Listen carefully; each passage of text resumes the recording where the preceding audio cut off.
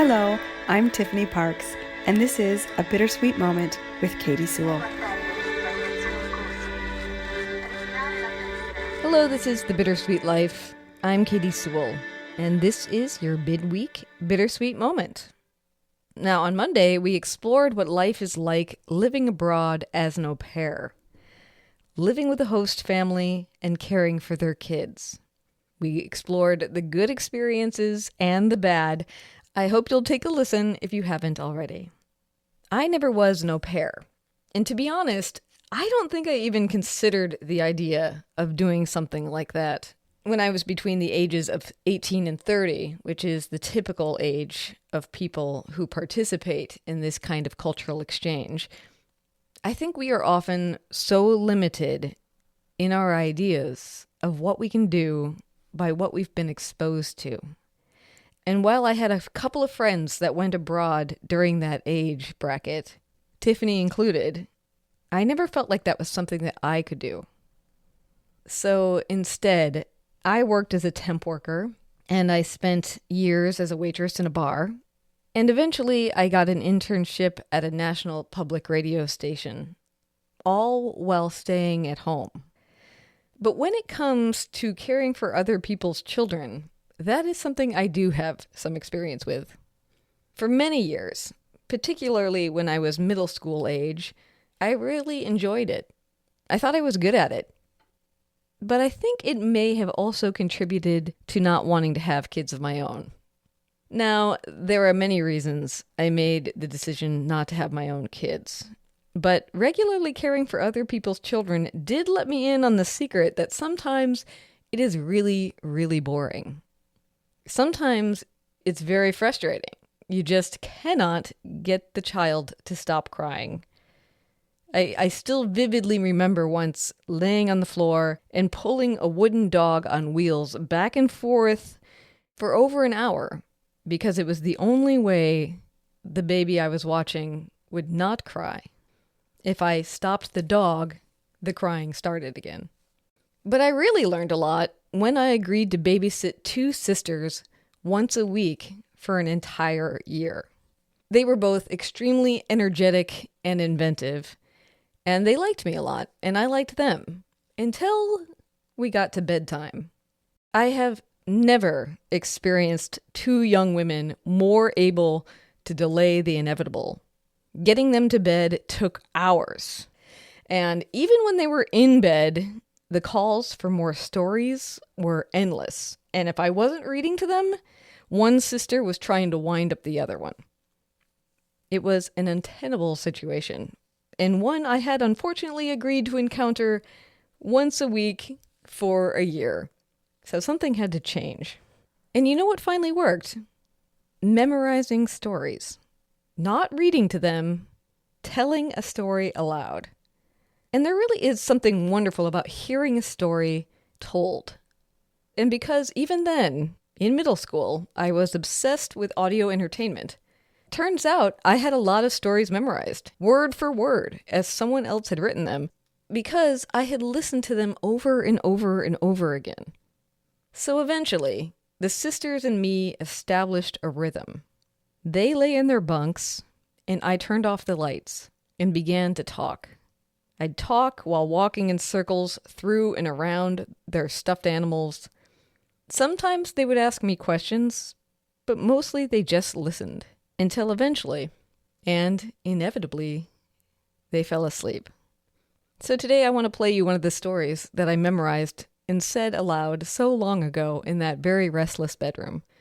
It's a classic story, one you may know, though you may not have heard this version of it.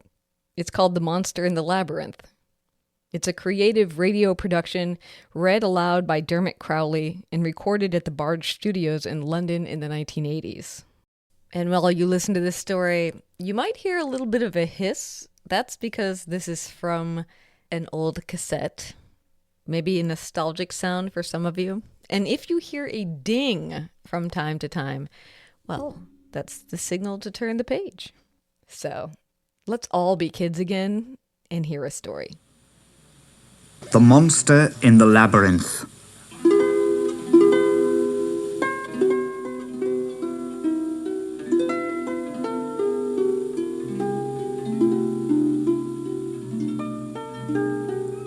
Long, long ago in Greece, there lived a brave young prince called Theseus. His father was King Aegeus, and he ruled the beautiful city of Athens. One day, when Theseus was down by the harbour, he saw a crowd of people, all weeping. 7 young men and 7 maidens were being taken aboard a black-sailed ship, their hands tied together with cords. "Who are all these people on the quay?" Theseus asked a sailor. "Oh, they're the families of the 14 victims to be sacrificed. You see the 7 young men and the 7 maidens? They're being sent to Crete. Poor souls. How I pity them. Why? What will happen to them? Bless you, boy, don't you know? They are to be fed to the terrible Minotaur that lives in the labyrinth." Theseus had heard of the Minotaur, the hideous monster with the body of a giant man and the head of a bull. It had deadly horns, enormous teeth, and lived in a vast maze in the cellars of the palace on Crete, devouring human beings. So many were the passages of the labyrinth that no one who entered could ever find their way out. Theseus rushed back to his father's palace. "Father," he cried, "I have just seen 14 young Athenians being taken aboard ship bound for Crete. Why must we send them to be sacrificed to that terrible beast, the Minotaur?" "Because, my son, long ago there was a war between Athens and Crete. Athens was defeated, and ever since then we have had to send a tribute to Crete every 7 years. A tribute of human sacrifices. If we do not send these 7 young men and 7 maidens to be fed to the Minotaur, the king of Crete will start the war again, and many of our people will die." "But what if the Minotaur was killed?" "No one has ever come out of the labyrinth alive. Either the Minotaur kills them, or they are lost forever in the maze." Theseus ran back to the harbour, down to the ship with the black sails, to where the young men and maidens were waiting. Their families and friends were still weeping on the dockside. "People of Athens," he shouted, "do not weep, for I am going to Crete to slay the Minotaur." And with these words, Theseus boarded the ship and set sail for Crete.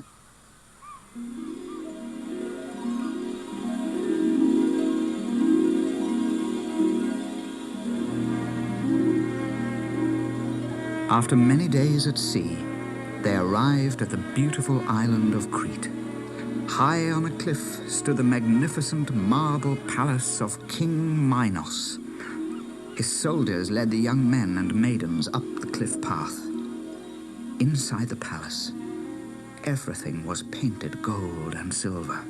The rooms were full of the richest furniture, with fighting bulls and leaping dolphins painted on every wall. In the great hall, King Minos sat on a golden throne. He had a long white beard and wore silk robes. "I expected only 14. Why does King Aegeus send 15? Theseus stepped forward. "I am Prince Theseus, son of King Aegeus. I have come to slay the Minotaur and free my people from this terrible debt." "Brave words," said the king with an evil smile. "Since you are so keen to meet our monster, you can be the first man to enter the labyrinth tomorrow." In a corner of the great hall stood the lovely Princess Ariadne. When she saw Theseus, she fell in love with him at once. "I must help this brave and handsome young man," she thought. That night, she crept to his room. "Prince Theseus," she whispered, "I cannot help you slay the Minotaur, but I can help you escape from the labyrinth. You must accept my help or you will die." "Gladly, princess," replied Theseus. "Then take this sword and this ball of thread and hide them under your robe. When you enter the maze, tie the end of the thread to the door and unwind it as you go through the dark corridors. It's your only hope of finding your way out once you've killed the Minotaur. I will wait for you at the door. You must take me with you back to Athens. My father will kill me if he discovers I have helped you to escape. Of course I will, princess, said Theseus gently, for I already love you.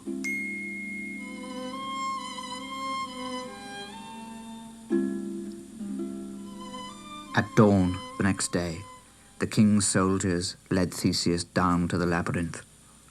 When the door closed behind him, he was plunged into darkness. Taking the ball of thread out from under his robe, Theseus tied one end to the door. He could feel the steep walls of rock on either side of him. Slowly, he made his way down the narrow path, uncoiling the thread as he went. Further on, a little light crept down through the palace floor, and he could see heaps of skulls and bones on the ground. Then he heard a terrible roar echoing through the passages. The dreadful sound came nearer and nearer. Theseus could feel the thud of the monster's feet coming towards him.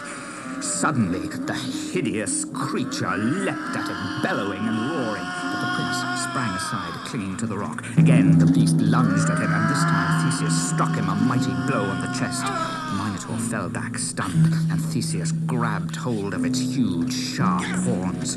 With all his might, he held the beast down. The Minotaur roared again, gnashing its enormous teeth.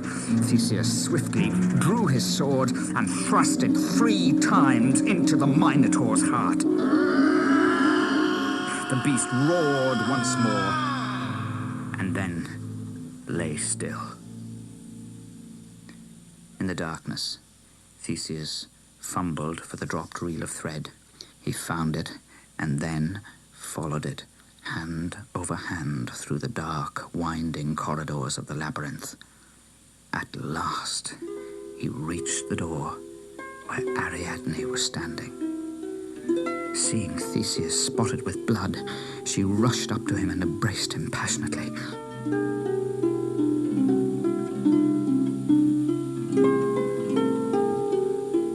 "We must hurry, or my father's guards will find us." Then Ariadne led Theseus to where their ship lay anchored. There, waiting for them, were the 7 youths and 7 maidens.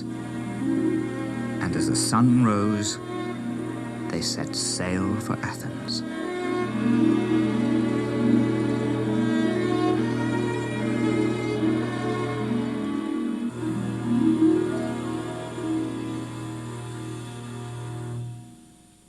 Did you fall asleep?